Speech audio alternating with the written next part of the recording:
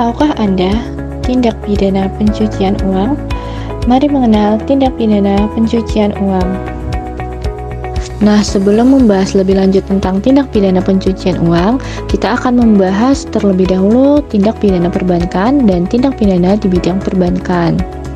Secara terminologi, tindak pidana perbankan berbeda dengan tindak pidana di bidang perbankan.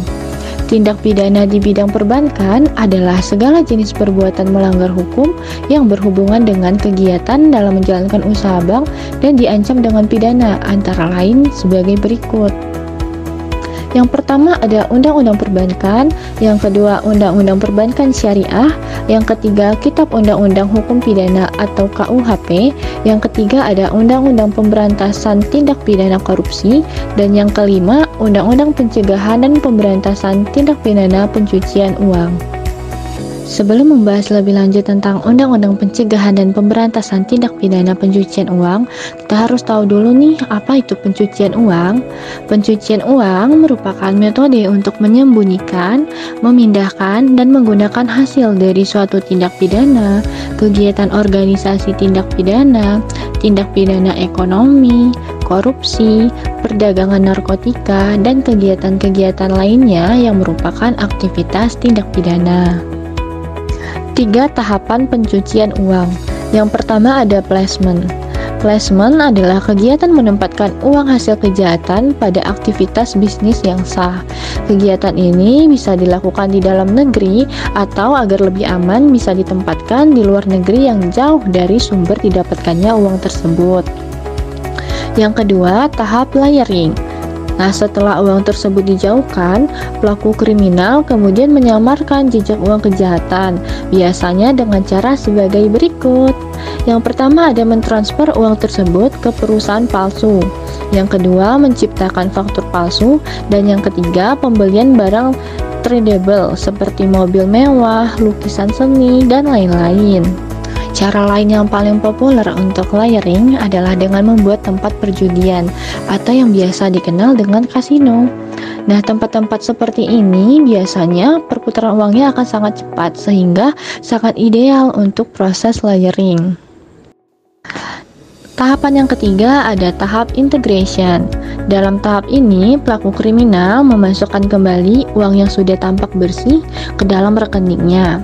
Bisa dilakukan dengan beberapa cara, yaitu yang pertama ada melaporkan keuntungan yang tidak wajar atas perusahaannya. Yang kedua ada menerima gaji setinggi langit dari perusahaan bonekanya sendiri. Nah, perusahaan boneka itu apa sih?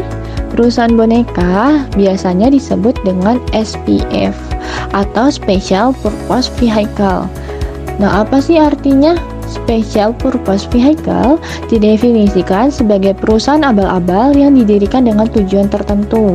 Biasanya perusahaan ini tidak ada aktivitas bisnis tetapi terdaftar secara legal.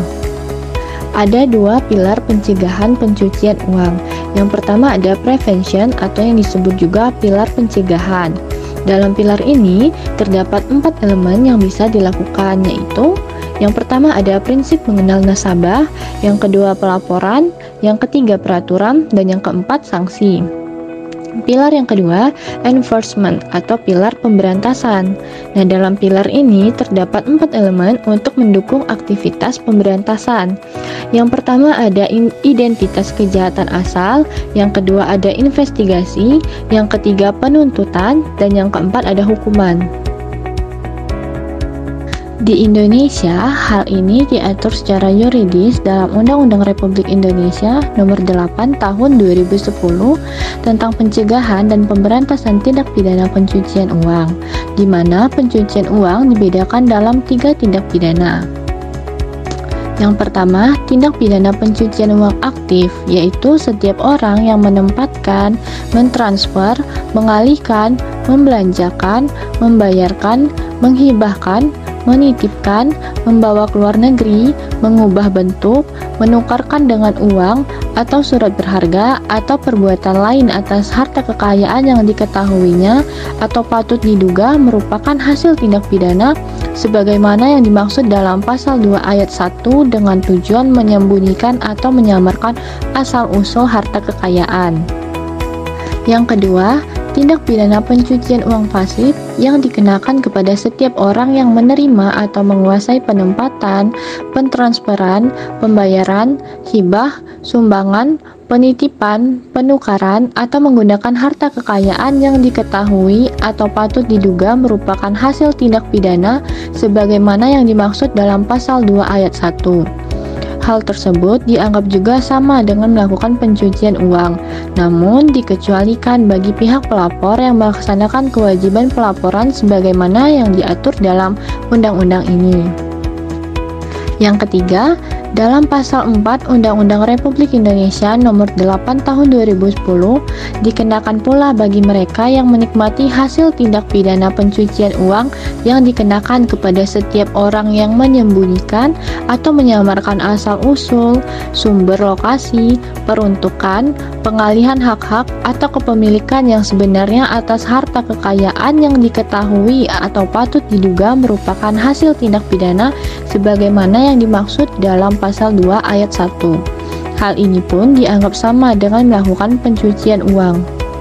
Melalui Undang-Undang Republik Indonesia Nomor 8 Tahun 2010 tentang pencegahan dan pemberantasan tindak pidana pencucian uang, pemerintah Indonesia sudah berusaha memenuhi pilar prevention dan pilar enforcement untuk memberantas pencucian uang yang saat ini semakin marak terjadi.